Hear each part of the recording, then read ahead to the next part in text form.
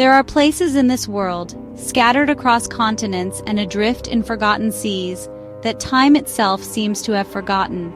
These are not merely empty spaces, but silent theaters where the dramas of human endeavor once played out, now left to the quiet reclamation by the natural world.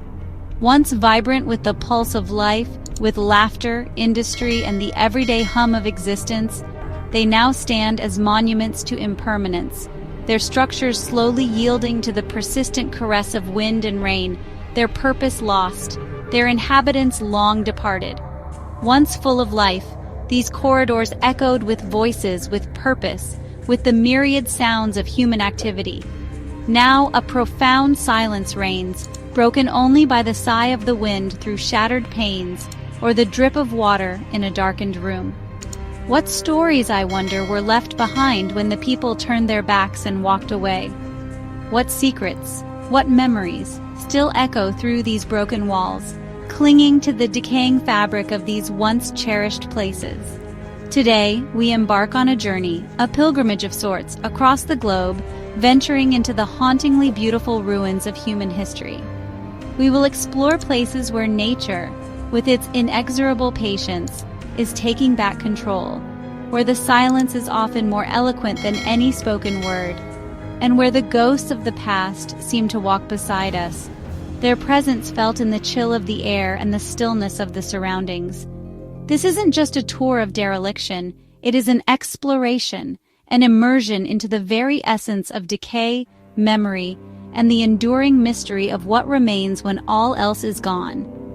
Don't forget to subscribe to the GlobeBit YouTube channel for more explorations into the forgotten corners of our world. Our first destination takes us to the turbulent waters off the coast of Japan, to a place that appears almost as a mirage, a formidable silhouette against the often gray sky, Hashima Island, more evocatively known as Gunkanjima or Battleship Island, due to its striking resemblance to a naval warship. It stands as a stark testament to a bygone era of intense industrial activity and dense human habitation. Once, this small fortified island was, almost unbelievably, the most densely populated place on the entire planet, a teeming microcosm of human endeavor. Today, it is a floating ghost town, its concrete heart slowly succumbing to the relentless embrace of the sea.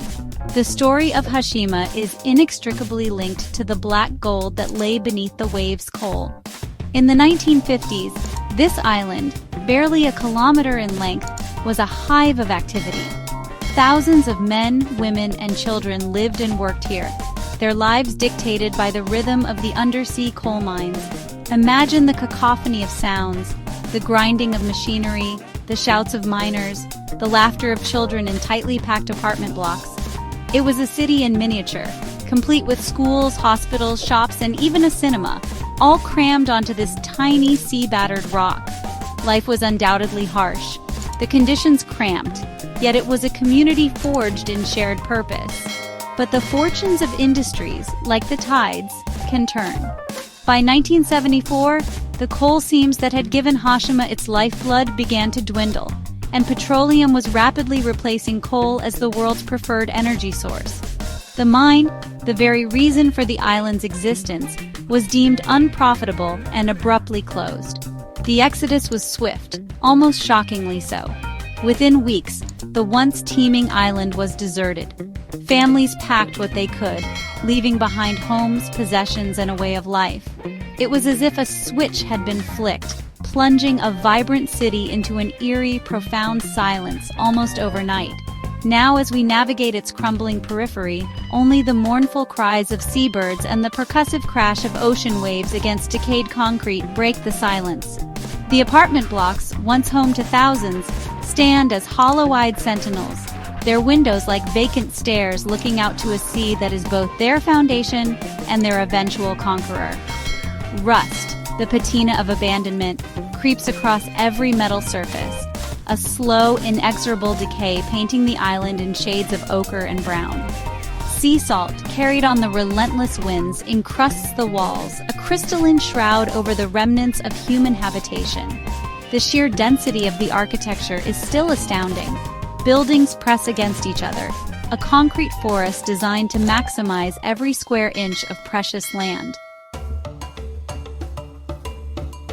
From the storm-tossed shores of Japan, our journey now takes us to an entirely different, yet equally compelling landscape of abandonment, the arid, sun-scorched expanse of the Namib Desert in southern Africa. Here, nestled amidst the shifting dunes, lies Kolmanskop, a diamond mining town that appears as if conjured from a dream, now slowly being swallowed by the very sands that once yielded its fabulous wealth. It is a place frozen in time, a haunting tableau of human ambition and the desert's patient, inexorable reclamation. Imagine the scene in the early 1900s. A chance discovery of a diamond, glinting in the harsh desert sun, sparked a frantic rush. German settlers, drawn by the lure of unimaginable riches, flocked to this desolate spot, transforming it with astonishing speed from an empty wilderness into a bustling, surprisingly opulent town. Kolmanskop, in its heyday, was an oasis of European comfort and industry in the heart of one of the world's oldest and driest deserts.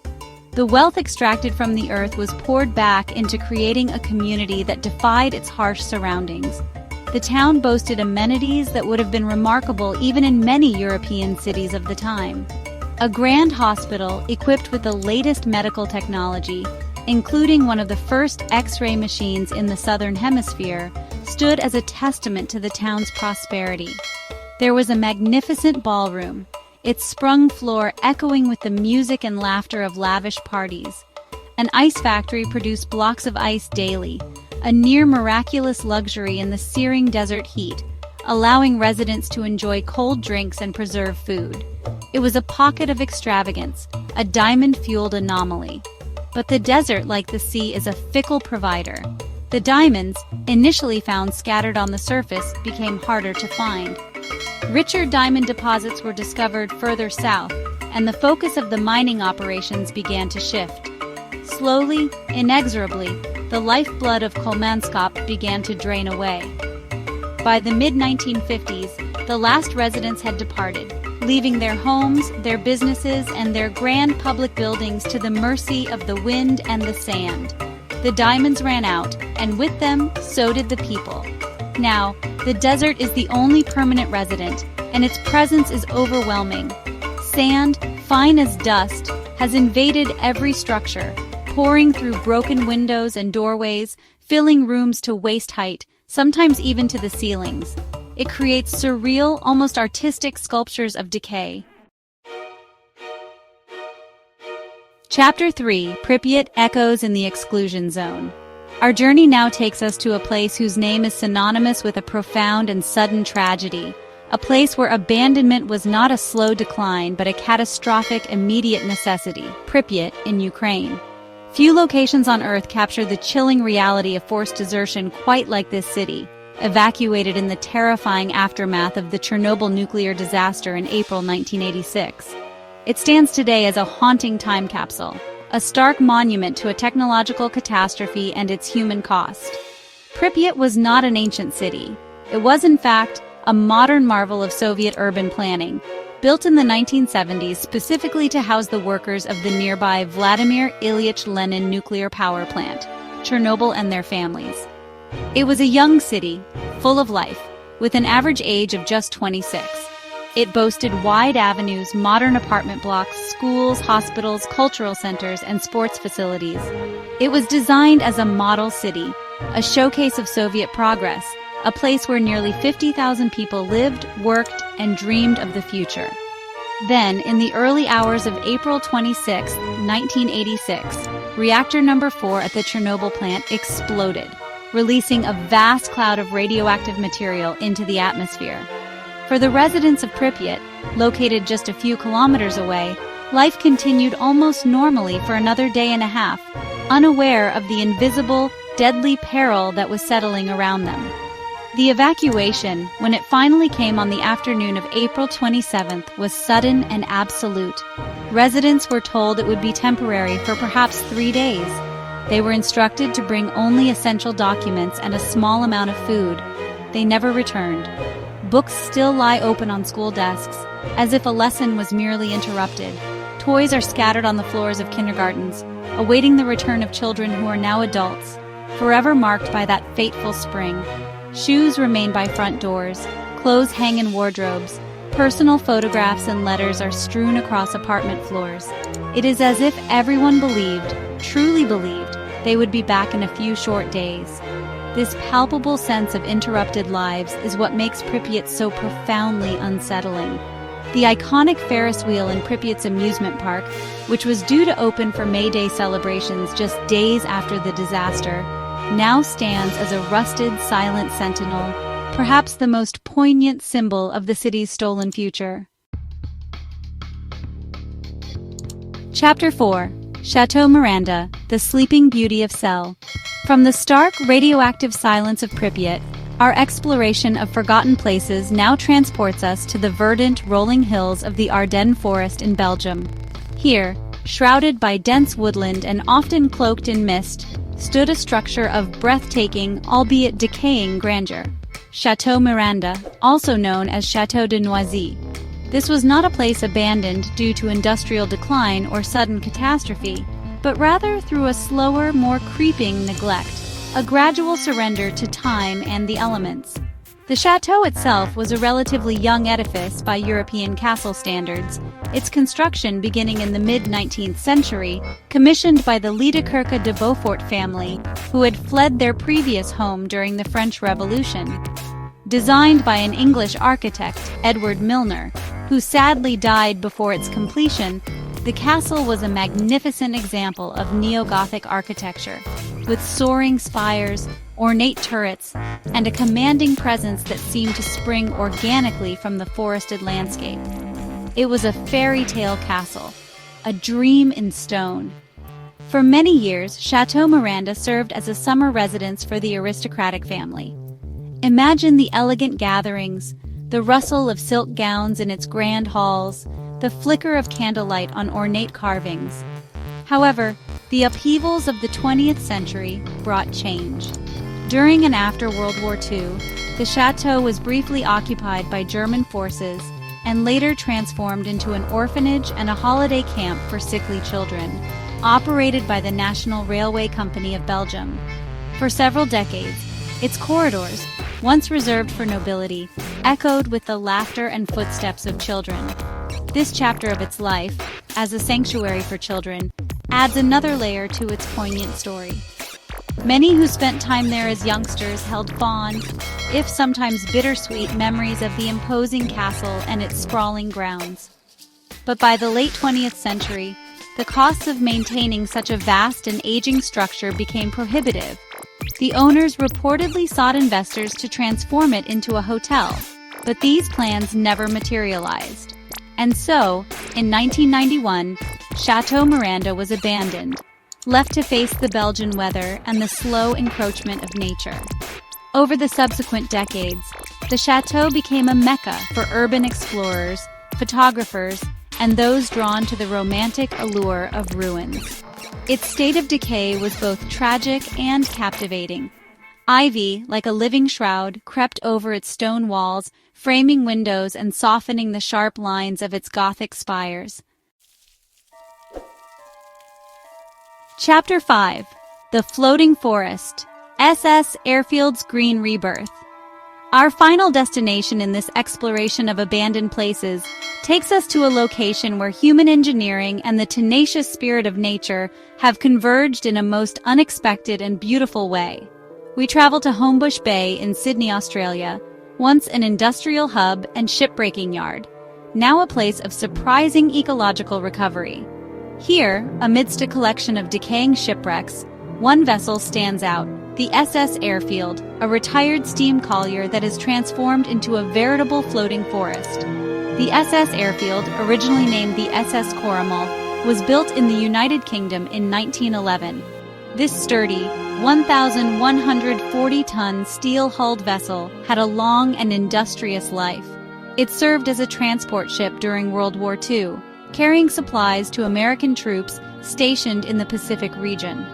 After the war, it returned to its role as a collier, diligently transporting coal along the Australian coast, a workhorse of the maritime industry, contributing to the nation's growth and development for many decades.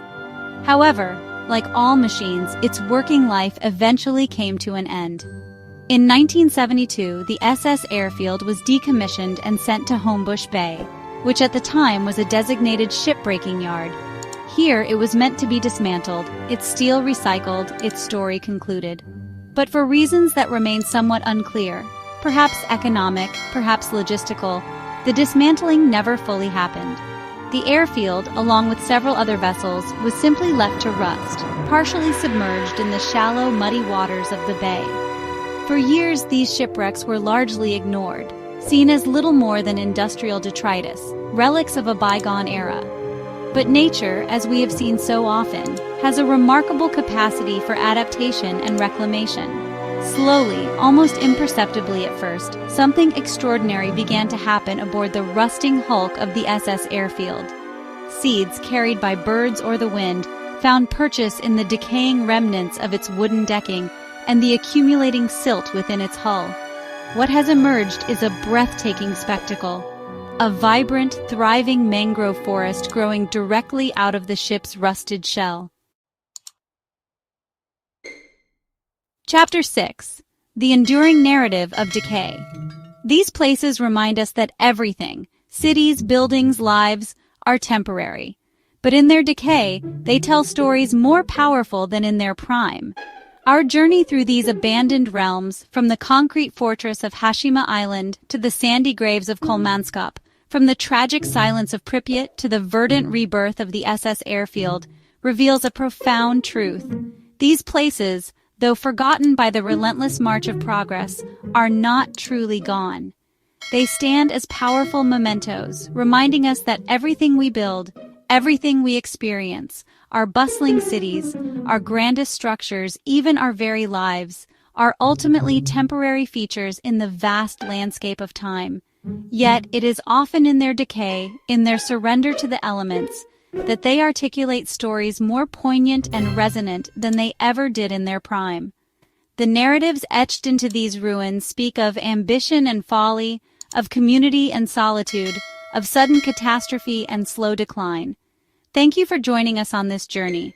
Subscribe to the GlobeBit YouTube channel for more explorations of forgotten places and the stories they tell. Stay tuned for our upcoming videos.